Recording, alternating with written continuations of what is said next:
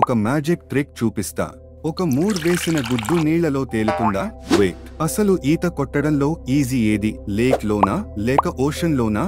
మనలో చాలా మందికి అనిపిస్తుందిలో ఈత తేలికగా ఉంటుంది అని. నిజమే, ఓషన్ లో ఈత కొట్టడం చాలా ఈజీ. ఎందుకంటే ఓషన్ వాటర్ లో సాల్ట్ ఎక్కువగా ఉంటుంది. Lake versus ocean main difference ఏంటి? ఓషన్ వాటర్ లో సాల్ట్ కాన్సంట్రేషన్ ఎక్కువగా ఉంటుంది, అందుకే అది డెన్స్ గా ఉంటుంది, అంటే వెయిట్ ఎక్కువ. లేక్ వాటర్ లో సాల్ట్ చాలా తక్కువ, సో డెన్సిటీ తక్కువ. ఒక సింపుల్ ఎక్స్పెరిమెంట్ చూద్దాం. ఒక గ్లాస్ నీళ్లు తీసుకోండి.